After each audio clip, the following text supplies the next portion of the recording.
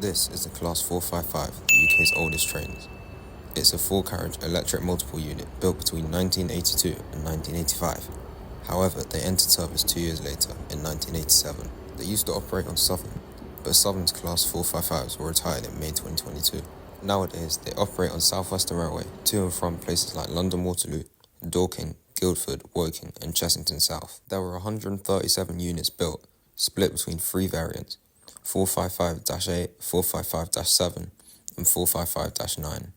As of editing this video, there are only 39 of these in service at the moment, but their days are numbered.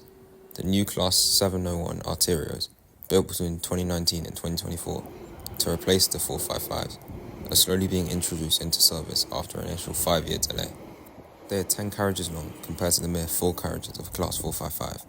They'll increase the seating capacity by over 200%.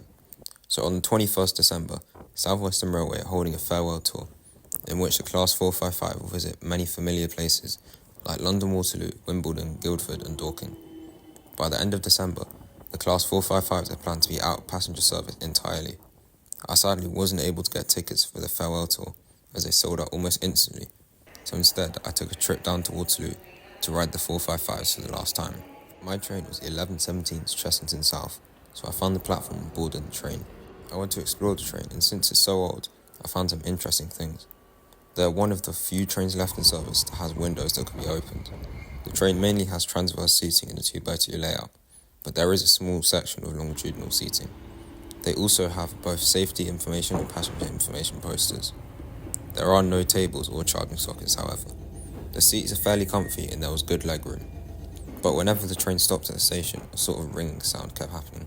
You know what, I'll just let you hear it for yourself.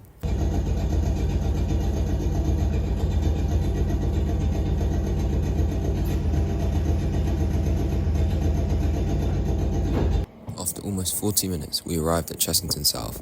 I managed to find a broken door on the second carriage as well.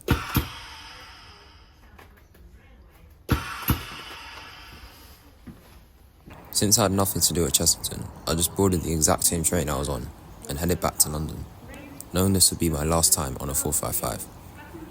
Overall, these are nice trains, well built with an 80s charm, and despite being slightly faulty nowadays, they serve their purpose well and will be remembered as an iconic train.